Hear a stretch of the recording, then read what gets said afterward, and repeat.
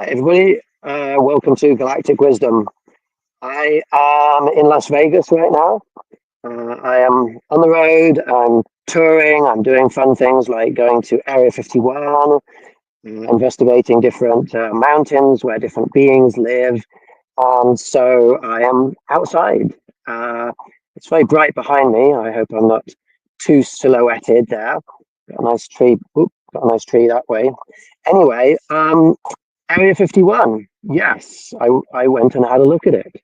And today I'm going to tell you how you can go and see Area 51 if you want to. I don't recommend it. It's not an easy journey, but wow, what an experience I had. So, so basically, Area 51 is up there in the desert, north of Las Vegas, and you can't get close to it unless you have special permissions, special clearances.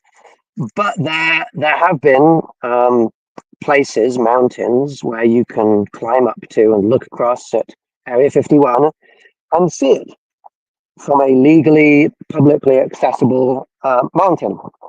Now, apparently, this is what I've read, is that over the last few years, Area 51, the government, the military have been buying up the mountain peaks, the properties, the areas where you can climb up and go and see Area 51. But there is one left. There is one left, and the place is called Tickaboo Peak. And legally, you can climb up Tickaboo Peak, and from Tickaboo Peak, you can look across and actually get a fairly good view of Area 51. So that's what I decided to do. So you have to start off. I'm going to tell you how to do it in case you want to do it. But as I say, I don't recommend it because it's not easy.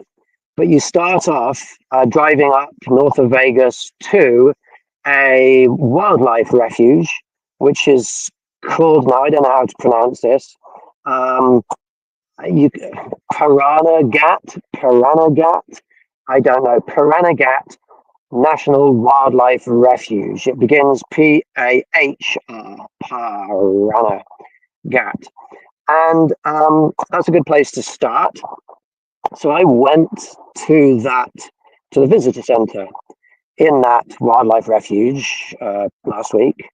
And I asked them, hey, do you have any advice about how to get up safely to Tickaboo Peak?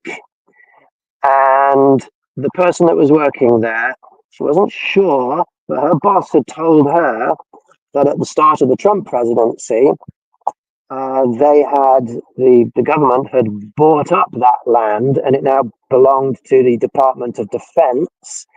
And that if you go up there, which is something they didn't recommend, then you might get fined for being up there. And so that didn't sound very good. And so I said, well, I haven't found that anywhere online. Are you sure? Like your boss told you that? Was he sure? Where did he get that information from? And we both went online for 20 minutes and we looked it up. And everything that we could find did not say that Tickaboo Peak had been bought by the Department of Defense. It seemed to still be saying online everywhere we looked that it was, that it is owned by the BLM, the Bureau of Land Management, which would mean that we can legally go there. So I went backwards and forwards. Should I? Shouldn't I? And then I thought, well, why not? I'm telling lots of people I'm going there. If they arrest me, hold me captive underground in Area 51, lots of people will be on their backs saying, release Rupert. And it would make for a good podcast anyway. So I decided to go ahead and try it. And so from Piranagat, Desert National Wildlife Refuge, there are roads that go into the refuge, through the refuge, up over through the mountains, and to the Tickaboo Peak trailhead. Now, it's over 20 miles of unpaved dirt roads, and not just unpaved, but in places completely impassable. With pretty much any vehicle, I would assume, other than maybe a helicopter. So my first route in, the road narrowed until it was barely uh, passable. And but then the boulders that your vehicle is supposed to traverse, no, not a chance. And I gave up and said, okay, well that's that. I'm going to turn around. But I thought, well, I've rented this four-wheel drive high clearance Jeep at great expense, so I'm going to keep trying. And I tried another route, and I did better that time. So you have to, it's a bit of trial and error, but you can drive all the way up to nearly to Tickaboo Peak trailhead. Now the road gets worse and worse and worse until it becomes, you're faced with a a small windy dirt track, dirty rocky track that is completely washed out by a stream cutting through the middle of it, which is now dried. But it ends up with the road on both sides and a deep sort of gully that you have to drive down into and up from to pass this. And I came across this one gully and I thought, not a chance. There's no way my vehicle is going to be able to get through that. But I got out of the car, I had a look, and I carefully decided, well, if I went to this side and then I went to this side and I tried to do it at this angle, I might get through it. And I tried it, and I succeeded. I did get through it, and another two or three of those later, I found myself arriving close to Tickaboo Peak trailhead. Now, it's a popular place for people who are interested in UFOs and aliens to go and visit. So there is an area there, a clearing with stone circles with campfires that people have had in there. I was the only one there at that time, and it was a Saturday evening, so it's not like extremely popular, but but I could see that I was in the right place. But finding the trail itself was quite tricky, and I did sort of have a 10 to 15-minute detour going the wrong way. But I eventually found the trail. Somebody has gone through, probably more than one person has gone through and tried to mark the trail with like caution tape, plastic caution tape that they've tied around branches. And they have marked a rough basic route to get to Tickaboo Peak. Now, you can't rely on that. It's not perfect. It stops and it starts, and you lose it, and then you find it again, and sometimes you lose it and don't find it again. But I recommend if you want to try going there on Google Maps, before you go, get the satellite image of Google Maps, get it out, plot in your course, and then just leave your phone on that. There's no signal up there, but if you start your Google Maps before you get to the no signal area, then it will stay working, even though there's no signal up there for the internet. The satellites will still be flying, so you can still use it. And on the satellite image, you can see where the trail goes. I recommend taking a compass with you, or some piece of technology that has compass bearings in it too. Now, I hiked for maybe an hour and a quarter up towards Tickaboo Peak, and then there's like a false mountain. You get to the top of this peak, and then you look across, and you can see that down a bit and up a bit, there's a higher peak, which is Tickaboo Peak. But when I got to that point and it was still daylight, when I got to that point, I could see on top of Tickaboo Peak a tower with video cameras, with monitoring devices on that tower. Interestingly enough, they have the same kind of tower at Bradshaw Ranch, which was was the last sort of significant paranormal UFO hotspot that I visited. They have the same kind of tower and the same kind of instruments. And at Bradshaw Ranch, they say on their signs that this is a station for measuring the climate. Well, it turns out that they say the same thing with very similar signs on Tikaboo Peak. But I wasn't prepared to go straight to that peak, because I realized that as soon as I got up there, Area 51 would probably know that I was there. And so I decided to wait until it was night time and then go over the top of the false peak and then find my way up to the Tikaboo Peak. I figured, they're going to know that I'm there even in the dark. But if I go during the daytime, then they're going to decide not to fly anything at nighttime. But if I were to wait until nighttime, they might be flying stuff above Area 51 that I might be able to catch a glimpse of before they bring them back down. So that's what I did. And I laid on this steep mountain slope full of rocky, loose rocks, boulders, scree. And I just sort of caught up with my emails on my phone.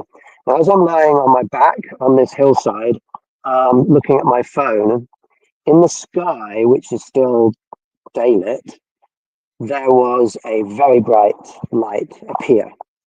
Bright enough that it made me look away from my phone, and I saw it disappear. And I did not know what that was. This is daylight. It was as though light, like a sun had just appeared and then disappeared in the sky. And I thought, well, that's interesting. And I looked and I waited and I watched and nothing happened. Okay, maybe I imagined it. I'm not sure. 10 minutes later, I'm looking at my phone again, but I positioned it a little bit more sort of upwards so that if anything else came into the sky, I would see it.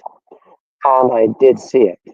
And what came into the sky was a very, very bright, luminous, fiery object.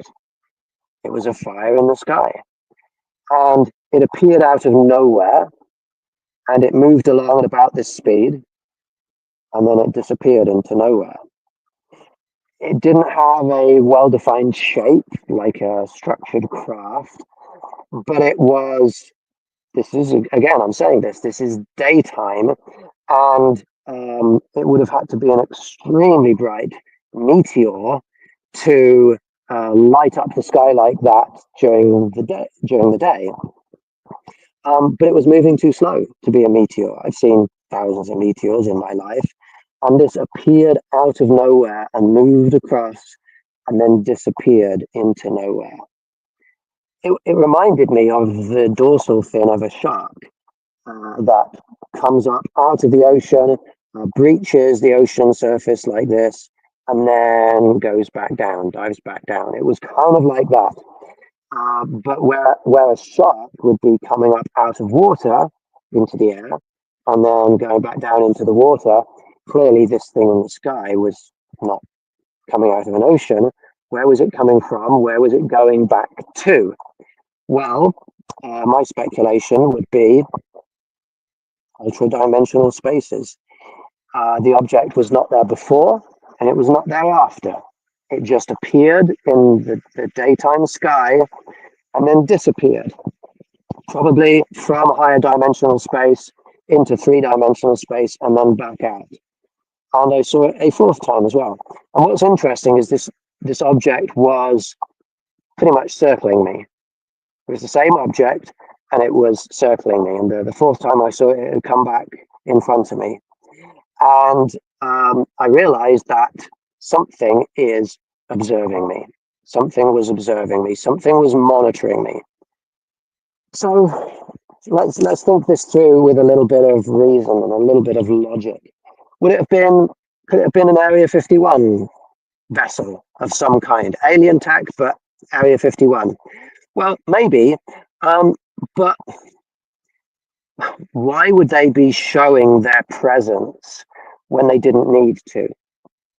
They're very secretive, And they must realize that if they come into the sky above me, I'm going to see them, and I'm going to come back onto my podcast show and I'm going to say, hey, guess what I saw? Why would Area 51 craft and employees do that? I don't think that makes much psychological or logical sense. I think as soon as I show up on the mountain peak, they're going to want to bring everything out of the sky so that I can't see it. So my best guess is that that was indeed a non-human intelligence controlling some kind of vessel, coming in above me, monitoring me.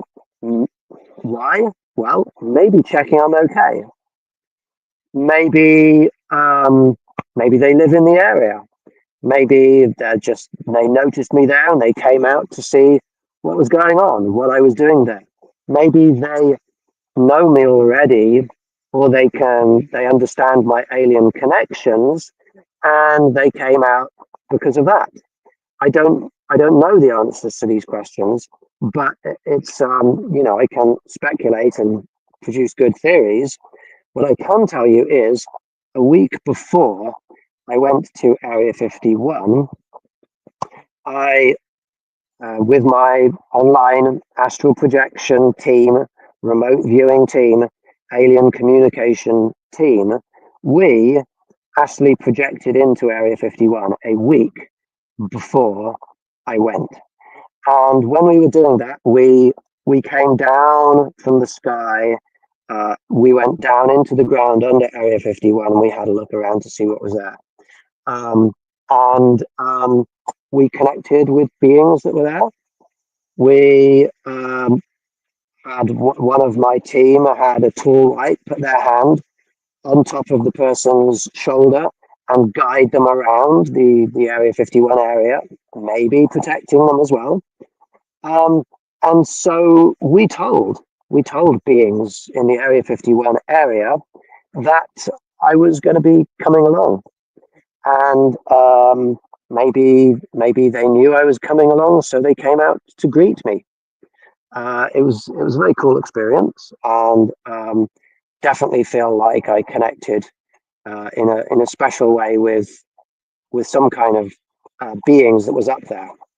So then, when it was dark, then I went over the false peak, down into a valley, and tried to find my way up to Tikaboo Peak.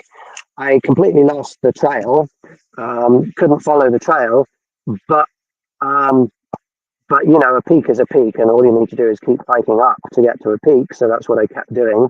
In whatever direction I could, I hiked higher and higher and higher until I could hike no higher, and I was at the peak. And then, yes, I came across that tower there were clearly videos on the tower that were 360 looking down. So they were monitoring, somebody was monitoring with video that entire area downwards. Now, for a weather station, do you need a video camera monitoring downwards who's at the base of the tower? I think not. But there were some interesting pieces of equipment there, devices, and I recognized whatever devices they had there, they had the same devices at Bradshaw Ranch. So two government-owned properties, Bradshaw Ranch and Tikaboo, Area 51, Tikaboo Peak, two maybe government-monitored areas where, there are weather stations. They're doing research into the climate in those two places. And that's great. But, I only ever see these climate research stations when I go to UFO hotspots. So that's kind of interesting. But I decided, well, I'm going to do that anyway. And they can see me if they want to. And I waved at the camera. And I was the only person there. And clearly, a considerable number of people have been to that peak because there was an area that was quite flat with boulders built up around it. It looks like it's been constructed by people that have gone there, built up a wall around it, a low wall so you can sit behind the wall and put your cameras on top of it and look across at Area 51. some very kind people had left some bottles of water up there for people who make that climb, because it's not an easy climb. And again, I don't recommend it. I would describe it as very hard or strenuous. Unless you're a good hiker, I suggest that you don't try and make that climb. So it was very nice that some people left bottles of water up there. There was a couple of cans of something as well up there, and I was intrigued because there are big canisters of something with ropes tied around them. And I opened one, and I couldn't really tell what was inside it, some kind of weird plasticky, cardboardy stuff. I opened another and then regretted it because there was a very foul smelling liquid in there, and I do not even want to try and guess what that liquid might have been. But thankfully, there was water up there so I could wash my hands after handling that canister. So yeah, if you go to Tikaboo Peak, don't open the canisters. Bad idea. Yes, and so when I got there, I didn't hang around. I got out my Psionics Aurora Pro night vision monocular. I put it on a tripod. I turned it on. I looked across at Area 51, and I set up the tripod looking at Area 51, the camera looking at Area 51. And in those first few seconds of video, there is a light in the sky above Area 51. And within a few seconds, it disappears. Doesn't come back for the entire 2 hours that I'm there, but something was in the sky when I first arrived. Now, Area 51 is over 20 miles, I think, from Tikaboo Peak. So yes, you can see all the lights very clearly. You can see, an expanse of lights. It's quite a big place. And there's some other lights on the surrounding mountains and one or two in the surrounding valleys. But it's a long way off, so I couldn't make out what the shape was of the light that was in the sky. But it's interesting that it was there when I first turned on my camera, but then within a few seconds it had gone and it didn't come back. So I wonder, were they monitoring me? It seems likely. But I did record Area 51 for about an hour and a half, I think. And I had my tripod stationary, my camera stationary, which means that when I get home, what I'm going to be able to do is to condense that 1.5 hours into, I don't know, maybe a minute of footage, and you're going to be able to see what happens speeded up. And I previewed this a little bit on my laptop, and although I didn't notice much going on in the sky, there were definitely like flashing military craft in the sky. One or two things moving through the sky. I'm not sure. Nothing obviously alien.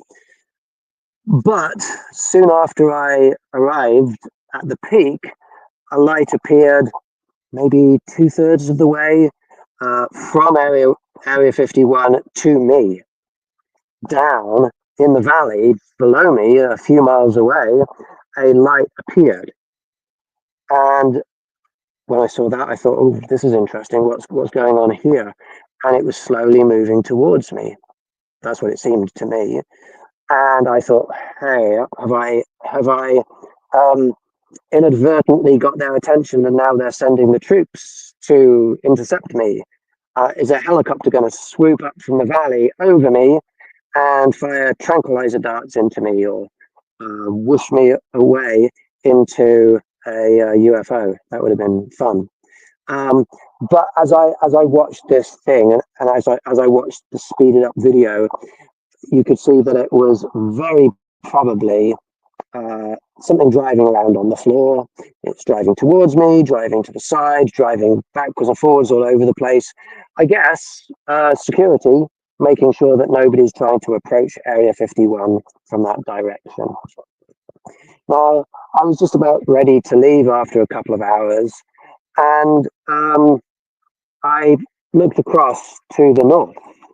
I had been looking west to Area 51, but then I looked up to the north. And I noticed something that I've seen at a few locations that I've visited uh, that are UFO hotspots, alien related. And what I saw was in the sky, lights appearing, moving lights appearing, and accelerating off up into the sky towards space. And sometimes two sort of parallel to each other and then diverging off and accelerating up into the sky.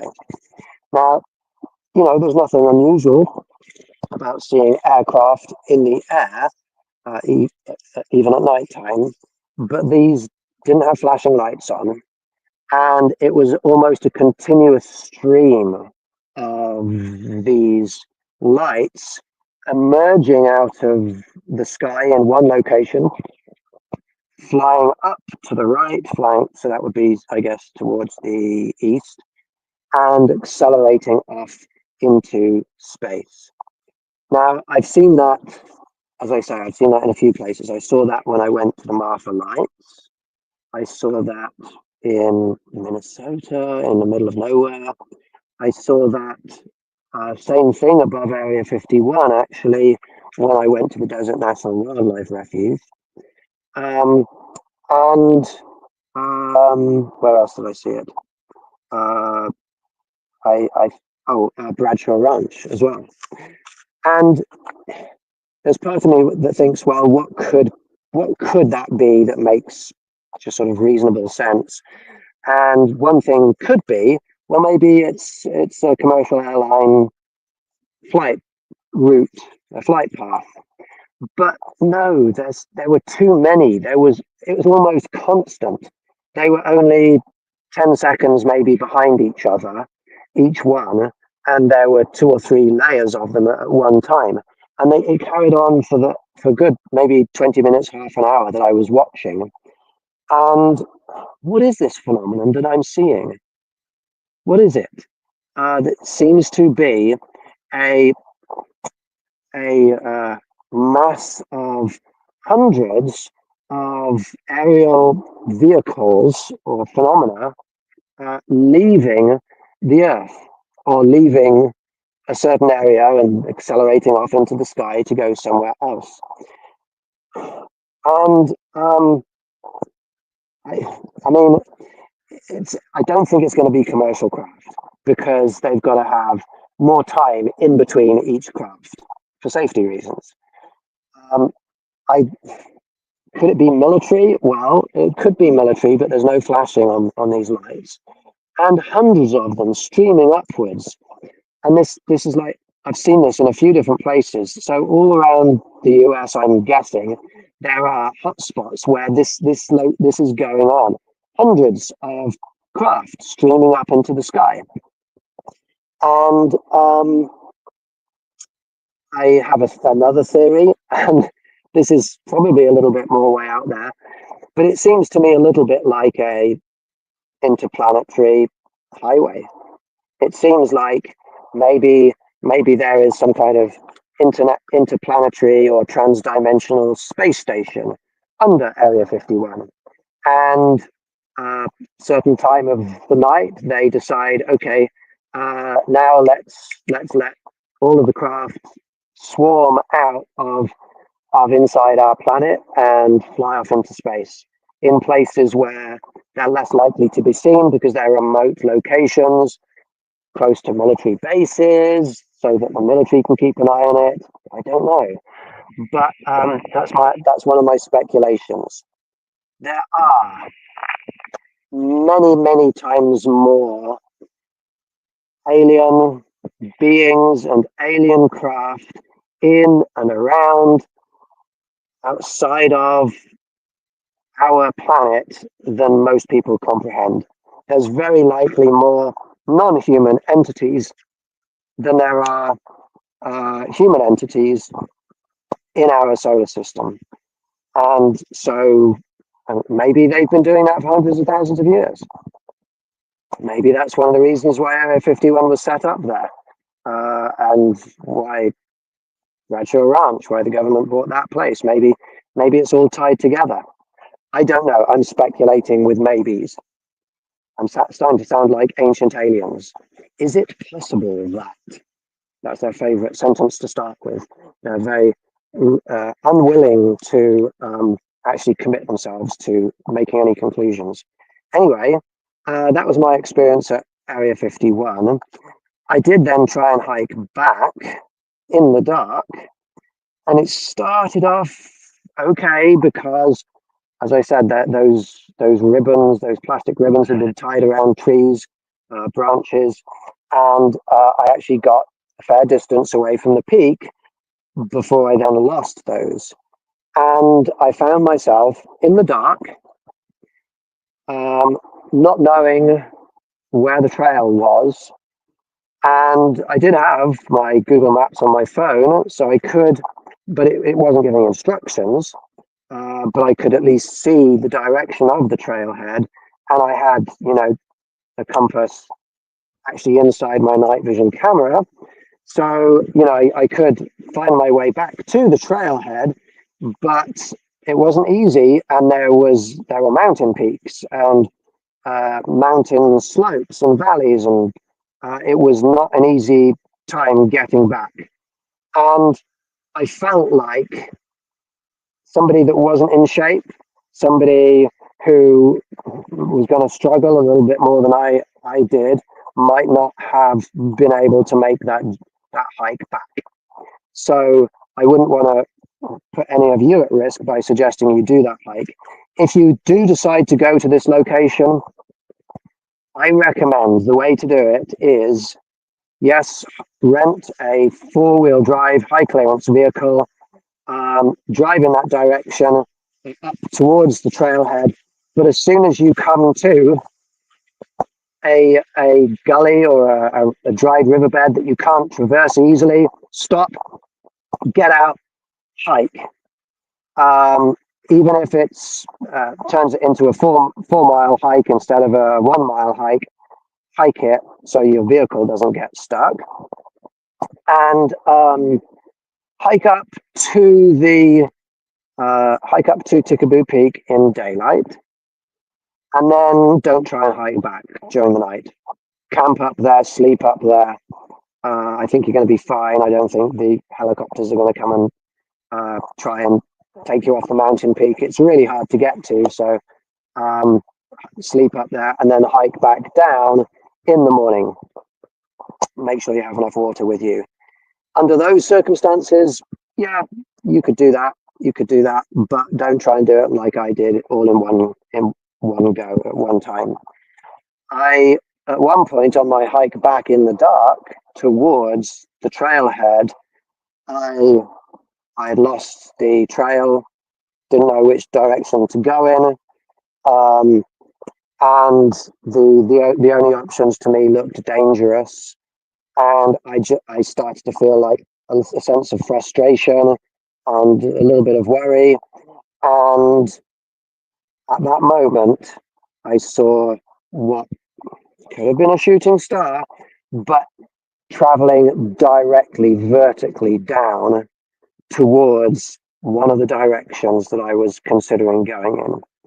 And I looked at that, and I looked at it, and I said out loud, "Thank you," because I was pretty certain that that was a non-human intelligence taking care of me and saying, "This is the route to take." And ironically, I did not end up taking that route. I went down there a little bit and thought, "This is too dangerous, I'm going to take the other way." And I ended up regretting that I'd gone the other way. It took me forever, and it ended up being equally as dangerous. So I wish I'd have listened to my alien friends. But anyway, I did get back to the trailhead, and the journey back, when I finally got back to my vehicle, wow, was I happy. But then I had to drive through all those gullies and dried river stream beds again, and that was not easy. And again, when I came across this one dip in the road, ditch in the road, I I saw it in my headlights and thought, oh my God, Rupert, what have you done? But I got out of the car and walked it and figured out the safest route to attempt, and I attempted it, and I nearly skidded out off the edge off the road in that attempt, but I did not, and I made it, and I made it back to Las Vegas at probably 3 or 4 in the morning. But I didn't have the luxury of being able to just then sleep because I had rented this vehicle.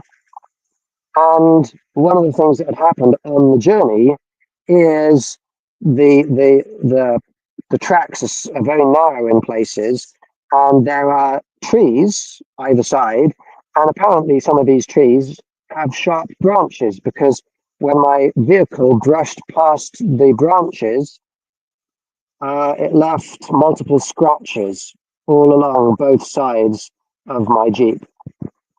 And I knew if I take that back to the rental uh, company, which I was going to have to do before 10 a.m. that morning, then I would get charged a lot of money for the damage that had been caused to that Jeep. So I did allow myself a couple of hours sleep, and around 8 o'clock in the morning, I started calling around all of the local uh, vehicle scratch repair services. But it was Sunday morning, and most of them were closed, and the only ones that were open are like these mobile uh, repair companies. And I was sending photos to them of the scratches, and they were saying, "Oh, that's going to cost you several $1,000s. I'll only charge like $1,000." I was like, "Nightmare! This is not something that I anticipated and wanted to pay." And but thankfully, I did find one very kind young man who got out of bed and came down to fix my car for me at a very reasonable price. And it's just nice that there are good people in the world who are not taking advantage of people's problems. And he was able to just sort of buff out with a rotating thing. He was able to buff out the scratches and leave the vehicle looking as good as new. And so I got it back at 8 o'clock. And so I got it back before 10 o'clock, and still the whole thing cost me in total $500 probably for one night's rental. I mean, this is not good. This is not something I can afford. But I saw Area 51. I had to do it. So that's my Area 51 story. Um, and talking of helping people who are in need and not taking advantage of people, I was walking around inside a large sort of mall type building, and for some reason this woman who was she came up in a like an electric sort of wheelchair thing, started chatting, and she burst into tears, and I talked to her. I asked her what was going on, and she had fallen in the shower that morning, staying in a Las Vegas hotel. She'd fallen in the shower and didn't have time to go to a hospital because her flight was leaving, but she was in so much pain, and all she could do was cry. And it wasn't like a scam or anything. This was genuine, and she wasn't asking for money or anything. She wasn't asking for anything. She was just upset and needed somebody to talk to. So I talked to her for 10 minutes, and she was like, "I don't know what to do. I don't know what to do." And I said, "Well, listen, I'm not like perfect in any means, but I do spiritual healing. Would you be interested in getting a healing on your back right now?" And she's like, "How much are you going to charge?" And I said, "No, I'll do that for free." And so uh, we asked a few people in the area who had chairs, can we just put the chairs together? They were cushioned, get this woman lying on them so that we can try and give her some relief. And it was beautiful to see that there were a number of people who could see that this was a woman that genuinely needed help, and we all banded together. We made her a nice bed out of these chairs, and she lay down, and I gave her like a half-hour healing. A young girl that had been watching the situation from afar, she walked over. I don't know, she must have been like 7 or 8 or something, and said, "Is there anything I can do to help?" And so she held the woman's hand during the healing, just to sort of help out. And it was beautiful to see these different people coming together to help somebody who needed help. And it wasn't for money, and it wasn't for anything for our benefit, other than that we're empathic people and don't like to see somebody in pain. I gave her this half-hour healing, and during the healing, I kind of said to her, I could, if you like, I work with some extraterrestrial beings who I could ask to come in. And she was like, yes, please do that. And so it was quite funny that just this random encounter led to me introducing somebody to Tuk, who is a healing extraterrestrial, and some of my Arcturian friends, Sashki, who also like to help people and like to heal people. And at the end of it, she felt a lot of physical relief. The pain had subsided a lot, and she was just in tears and hugging us all the people that had helped her. And yeah, just a nice story. There are good people in the universe that do things like that just because they can. So yeah, that's what I'm doing now. The next thing on my list of adventures is, after I've met up with a few friends around Las Vegas in a few days' time, I'm going to head back to Sedona. And at some stage in Sedona, I'm going to host an in-person event there. It's going to be maybe, I don't know, maybe 2 or 3 events, but it'll be an event that I will invite all of you to come along to if you want to. A big part of my events is just making friends. It's one of the most healing things that human beings can experience, is to make good friends with good people. And so I will be doing that in Sedona, and I will be hosting alien contact events where we will reach out to different beings. It's interesting that I get drawn in certain directions. When I left my house in California and I headed out to Vegas, I knew I was heading to Vegas, and I knew I might be gone, well, anywhere from between 2 weeks to 2 months. And I kind of knew that I was supposed to not plan too far ahead because of the different options and possibilities that might be put in my path. And then randomly, while I'm here in Vegas, I got emails from somebody who came to some of my events last year in Sedona. She came to one event and was just astonished and amazed at everything that happened. It was like the strongest contact experiences she'd ever had. And she felt like the love of the group and the friendship of the group. And so she came to a second event last year. We went over to Sickleys National Forest, where Travis Walton experienced the fire in the sky. And she had an amazing experience there. And we also did Phoenix last year. It was part of my tour. And so she'd come to 3 of my events before, and it had been on her mind and her heart that she needed to connect with me and come to more of my activities. And so she reached out and said Sedona would be a great place to meet up. And it's like that was uh, one of the next spots that I wanted to add to my list. And this woman that I'm talking about, she channels. She is very psychic. She feels connections. She's the kind of person who, if I were to listen to speak after listening to for just 2 or 3 minutes, I would know this is somebody who is connected, actually connected to aliens, to spiritual realities. Anybody else, or a lot of people, the general population listening to her for 30 seconds would think this woman has completely lost it. Um, but that's what people who know truths often sound like.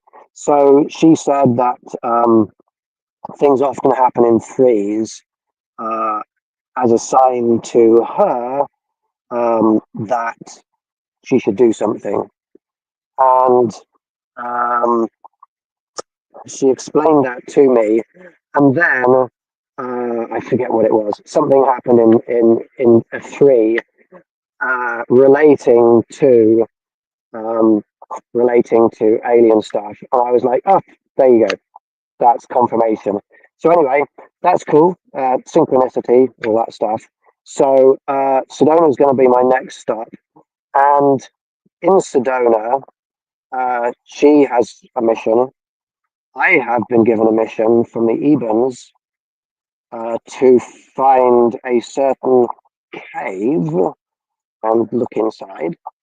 That's a mission that I've been given from Ebens. Ebens stands for Extraterrestrial Biological Entity. They are small, 4 or 5 feet tall beings. We know a couple of them. I know a couple of them. They, rather amusingly, have picked names from the Star Trek universe for us to use when we interact with them. We interact with an Eben who calls himself Jean-Luc, and we interact with an Eben who calls herself Deanna. And they do that because they like Star Trek. That's what they told us. And we encountered those two beings separately. Different events, different locations, different people told us the same thing. When we asked Deanna, how did you get your name, Deanna? She said Jean-Luc gave it to me. So that's kind of cool. So yeah, we're getting proofs of all these things all the time. But when I asked Deanna, what can I do for you? She gave me a mission, an away mission. She gave me a mission, and I'm not going to tell you all the details because I've got to do what is safe and right for everybody involved.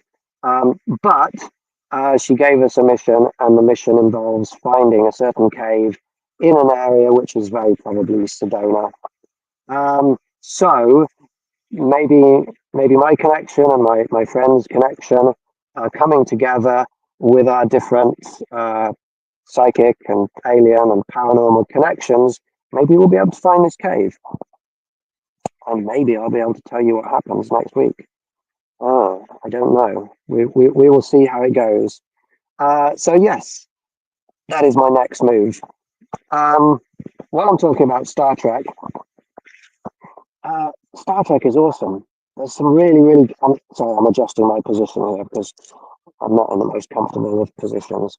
There we go. That's a little bit better. Um, Star Trek Next Generation. See, I have about 5 minutes to kill, 4 minutes to kill. So I'm going to talk about Star Trek. Go watch some Star Trek Next Generation. There are shows out there, and sci-fi shows, fantasy shows, and even regular shows that have great wisdom to them. Shows that don't feed upon our worst or most negative impulses and instincts and needs as human beings, but that promote, encourage, and inspire people to be the best that we can be. Star Trek is one of those franchises that inspires people to be the best they can be.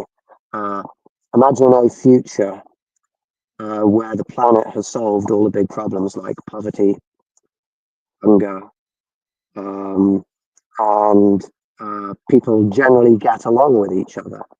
Imagine a future in which humanity has joined, or the Earth has joined, a united federation of planets that cooperate with each other, that have formed friendships with each other.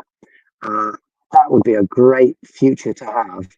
Some people think that Gene Roddenberry, who created Star Trek, actually knew the truth about there being a real federation of united species in the universe. And in fact, in my online meetings, connect with the group that we call the Galactic Council. In fact, they're probably not galaxy wide. It's a big place and needs more than one council. There's probably about 200 different councils like this around the galaxy, and we connect with and communicate with and work with the local Galactic Council group. In fact, we have a seat on their council. If I sound crazy to you, well, you can have a good laugh. If I don't sound crazy to you and you like the idea of getting involved with some of the things that I'm talking about, then please join my Patreon group, patreon.com/alien contact. And if you go to that location, there's a free membership option. But if you want to support what I'm doing and get more involved, then there's a few different tiers, membership tiers you can join there. And my next event is going to be on Friday, so that would be tomorrow. Tomorrow evening at 5 p.m. Pacific time, you'd be welcome to join my Patreon group and then join me for a alien contact meeting in which we're going to have a guest speaker, and we're also going to ask some of our alien friends a big question: where do you come from? That's going to be our big question that we ask tomorrow. So that just about wraps up my activities and this show. I would like to thank everybody here very much for watching. Thank you for your patience in following me around the country as I move from location to location. And I'm not just operating from a nice studio with a nice microphone in front of me. I wish you all peace, love, and well-being. You all take care, and goodbye for now.